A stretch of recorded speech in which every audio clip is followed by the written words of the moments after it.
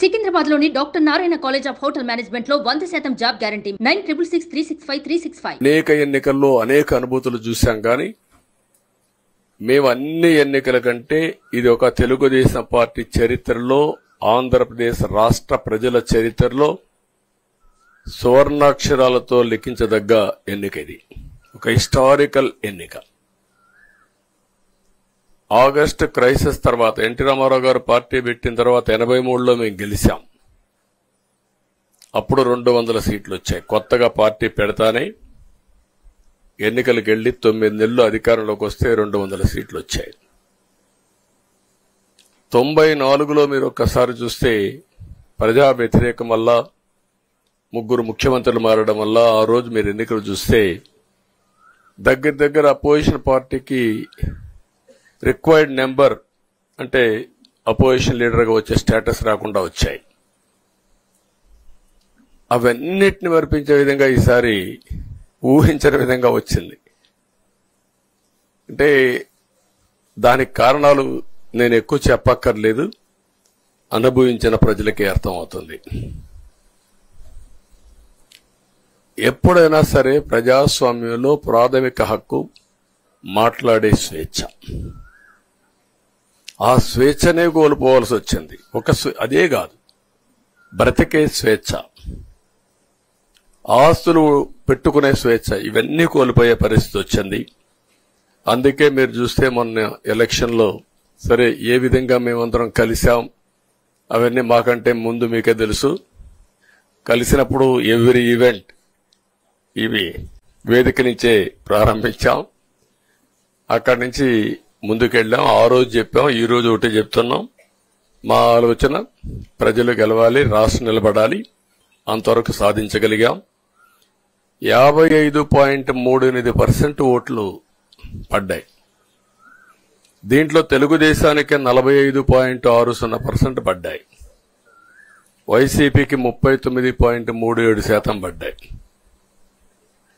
ఇది ఊహించినటువంటి ఒక్కొక్కసారి 95,000 మెజారిటీ. ఒకప్పుడు నేను చార్మినార్ ఎగ్జాంపుల్ చెప్పేవాడిని. చార్మినార్ అంటే అక్కడ ఎంఐఎం కంచుకోట, అక్కడ ఎప్పుడు ఎక్కువ ఓట్లు వచ్చేటివి. ఆ తర్వాత కుప్పం, సిద్దిపేట పోటీ పడేటి రెండో స్థానానికి. అప్పుడు కూడా 70,000, 80,000, 50,000 కాడ ఆగిపోయేవాళ్ళం. ఈసారి 95,000, 94,000, మళ్ళా 92,000, 91,000. మంగళగిరి లాంటి కాన్స్టిట్యున్సీ 91,000 మెజారిటీ. ఏ విధంగా అభివర్ణించాలో నాకైతే అర్థం కాదనమాట. అంత ఇదెళ్లిపోయినాయి. ఇవన్నీ చూసిన తర్వాత ప్రజలు ఇచ్చిన తీర్పు మీరు చూస్తే అహంకారం, నియంతృత్వం, విచ్చలవిడితనం, ఏదంటే అది చేస్తాననుకుంటే ప్రజలు క్షమించే పరిస్థితులు లేరు. అదే ఈరోజు నిరూపించే పరిస్థితికి వచ్చారు.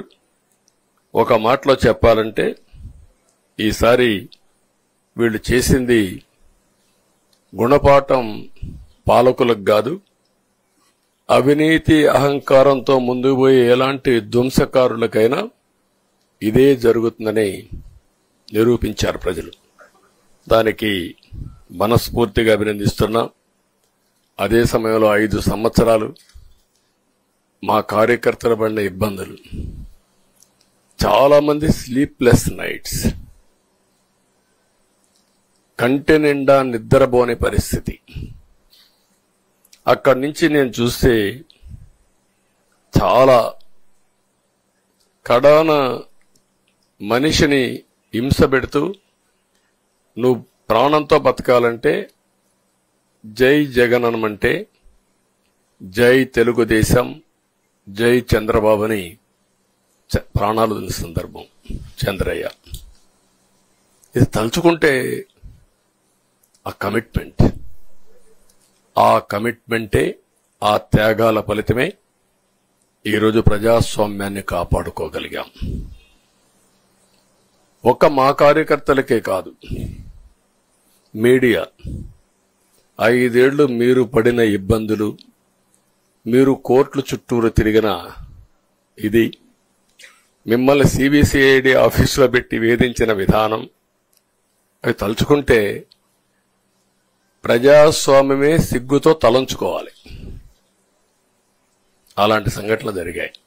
మేనేజ్మెంట్ని ఒకరినని కాదు, ఎవరినైనా పట్టుకురావచ్చు, ఏదైనా చేయొచ్చు అనే ధీమా వచ్చేసి ఇష్టానుసారంగా ప్రవర్తించే పరిస్థితికి వచ్చారు. అదే సమయంలో ప్రజల మీద, మా పార్టీ మీద సరే, ఈవెన్ జనసేన పవన్ కళ్యాణ్ ఆయనకు కూడా స్వేచ్ఛ లేదు. ఎక్కడైనా సరే విశాఖపట్నానికి వెళితే ఉన్న పళంగా విశాఖపట్నం నుంచి వెకేట్ చేయాలని తిరిగి, అంటే నగర బహిష్కరణ, ఒక నాయకుడిని నగర బహిష్కరణ చేస్తే కారణం చెప్పకుండా ఇంకా వేరే వాళ్ళ కథ ఏముంటుందో మనం ఆలోచించుకోవాల్సిన అవసరం ఉంది. కేసులు పెడితే ఎందుకు పెట్టావు కేసు అని అడిగితే దానికి సమాధానం చెప్పకుండా ముందు నిన్ను అరెస్ట్ చేస్తున్నాం, తర్వాత కేసు డీటెయిల్స్ ఇస్తా ఉంటారు. ఇలాంటి చాలా జరిగాయి. ఇవన్నిటికీ పరిష్కారం కోసం ఈరోజు మనం చూసిన తర్వాత ఇది మాకేదో అధికారం అని మేము అనుకోవడం లేదు, ఒక బాధ్యత. మేము పాలకులమే కాదు సేవకులం అని చెప్పే నినాదానికి శ్రీకారం చుట్టారు. ఇవన్నీ గుర్తుపెట్టుకొని పనిచేస్తాం. సుమన్ టీవీలో మీ పర్సనల్ అండ్ బిజినెస్ ప్రమోషన్స్ కోసం కింది నెంబర్కి కాంటాక్ట్ చేయండి.